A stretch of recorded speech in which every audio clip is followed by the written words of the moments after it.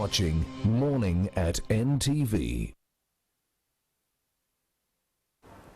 All right, Tech Note it is here in Morning at NTV, Friday's edition. We get to look at French making inroads with nations in the East African community as well as Swahili. Now, during the 17th meeting of the Sectorial Council on Education, Science and Technology, Culture and Sports, matters of education and training were among the several matters considered by the Sectorial Council, where the roadmaps for implementation of Kiswahili and French as official languages of the community. Now, this was part of the implementation of the directive of the 21st Summit of the East African Community Heads of State that adopted Kiswahili and French as official languages of the East African community. We do have Kushemereira Michael, who's a French teacher, and he's here to talk to us about this adaptation roadmap. Good morning to you, or should I say bonjour, Michael. Bonjour. Comment ça va? Ça va très bien. Okay.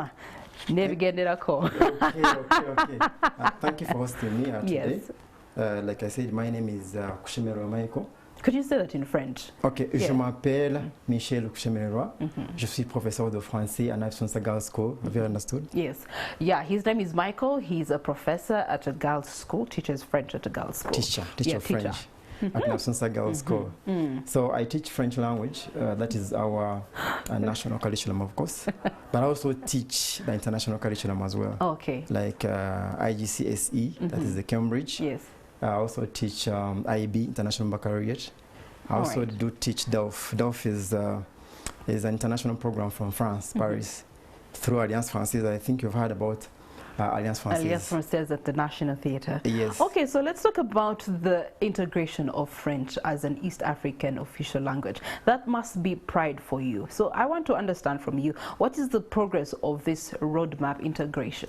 Okay. On the, let me quote the monitor of 2nd May, which came out. There was a meeting held in Arusha. It was the 17th meeting, whereby the East African Community Council on Education adopted a roadmap for the implementation of Kiswahili and French as the official languages for the East African bloc. Because to take you back a bit, East African, our community is made up of 7 partner member states, and we have, of course, Uganda, Tanzania, Kenya, and then South Sudan, DRC, which is new, then Rwanda, and Burundi. So why is it becoming an official language? It's because we have this DRC, which is coming on board. Yeah, because I was wondering, I mean, we can understand Swahili. It's a trade language from back before into colonial days, post-colonial days. But then the French, you do have Rwanda that was French colonized, but they have adopted or are in the transition to English. Yes. So when you say the DRC, Francophone, then definitely makes sense of inclusion. True, that's true. So that's why I was saying that, you know, as Ugandans, why we need this French is because for us, we know only English. We are really good at English. But when it comes to the second language, we are really bad off. So that's why this integration is meant to help all the member states, you know, to come on board on this French. Of course, we're seeing Kiswahili taking root in Uganda, being introduced in many schools. And also, for the French, the Right Honorable Dr. Rebecca Kadaga is working very, very hard to make sure that this also takes place, takes root in our secondary schools and primary, because she actually wants to make it compulsory. Yeah, actually, I know one school, Green Hill, is doing very, very well in French. Yes. Okay. Yeah, I mean, for some modern schools, you do have them having integrated these foreign languages. Previously, they integrated Germany, they integrated French, and they even sit for them on national examinations. And so when it comes down to the East African community, however, the reality of the matter is that across the bar, English is by far the best language that can cut across, especially in terms of trade. So when it comes to English being convenient, why would one sense the urge to then learn French? Okay, we see in, let me take an example, in the world of work, it is very, very important to have more than one language, and say a second language. And actually this has affected Ugandans so much. We are really missing on the international job market because of lack of a second language like French, because French is widely spoken in the whole world. So the reason why actually they're adopting these two languages is to help, especially now for us Ugandans, because for us we are lagging behind, is to help us Ugandans come up, and take on this French. And also, of course, the French is going to help us beyond East Africa. Because we see, I see parents taking their kids abroad to learn. But if you go to Belgium, Canada, or France, they say first learn French for 1 year. You waste all that time learning French for 1 year. Yet if you had done it here in Uganda, you would just straight away go into your course and learn. Yes, please. Okay.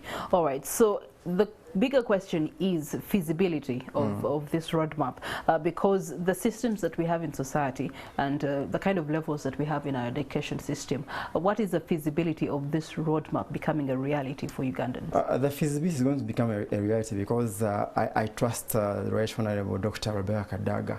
She's very, very determined to make it work. And the way I know her, once she really starts on an issue, it has to end. So we are really behind her and we support her, and we know that she's a very good lady when it comes to the East African community issues, and especially the languages. Yeah. Okay. As an educator, what's the status of the French language in Uganda currently? Well, the French status of the French status in Uganda is not so good, because most Ugandans actually they don't know advantages of this French language. Most of them think it is useless. After all, I won't even go to France. But that's why I'm just here to educate Ugandans.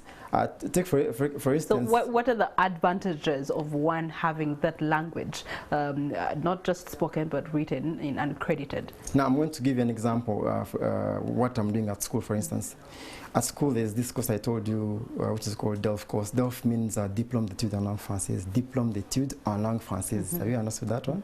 This is the French diploma in French language, which is issued by the French Ministry of Education through Alliance Française. So at school we introduced that program. Now when you do that program, you get a diploma which is recognized in the whole world, and it's valid for life. So our students in Nabsonsa are taking on that program as early as Senior 1, Senior 2, Senior 3, Senior 4, Senior 5. Now by the time they get out, they'll be having that certified diploma.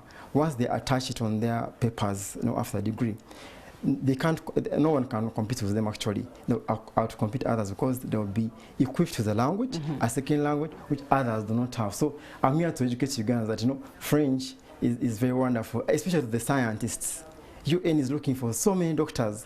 Oh, when you say French, yes. You've just reminded me. Yeah. Here in Uganda, when people hear French, they're just hearing a romantic language. That's the closest relation that they have. But so I want you to speak to us in terms of the opportunities that you're talking about, in terms of education, in terms of science development, exactly. And global tapping. Exactly.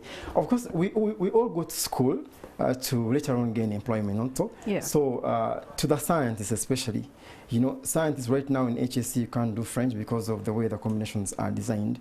But then parents and students think about science only, But then when they go when they finish and go on the job market, then that's when they find out that the French was so important to me. For instance, now if you go to most of the international organizations, I'm going to think out UN because right now it needs a lot of doctors. But the first thing they ask you, do you have a second language like French? And you find that we Ugandans miss opportunities. There are also scholarships which are given. I know of scholarships which are given in Mulago to go to Belgium, I think every year. But one of the conditions is, do you at least have a French, a basic at least, and you find that people do, that's when they remember their lessons they dropped in senior 2 and regret and regrets, and so I regret and regret. If someone is now interested in picking up French, how can they pick it up from, and where can they pick it up from? Yeah, it's not too late to begin French. First of all, we have our wonderful partners, the Alliance Française and the French Embassy. People can enroll at Alliance Française and start up this course. Because why do I normally talk about Alliance Française? Because the papers that are issued through Alliance Française coming from the French Ministry of Education, they are valid for life. And that is also what our girls get. They are valid for life. That even if you get as early as now, maybe you're in senior 3, 4, 5, when you get a degree and attach these papers, you are out-competing so many people. For instance, I'm going to talk about the headmistress of Nasunsa Girls School, my wonderful head teacher, Hajat Zulaika Kawi. She had some comments to make about this. I think I could be having it here in the studio. Yeah, maybe we could hear about it. Oh, all right, we'll definitely hear about it later on. Yeah. In conclusion, Michael. Yeah, in conclusion, I'm talking to Ugandans to please have a change in mind, especially to the parents. Parents, you should give opportunity to young blood, young girls and boys to take on this French language, because apparently we see that tomorrow they're going to be the professionals.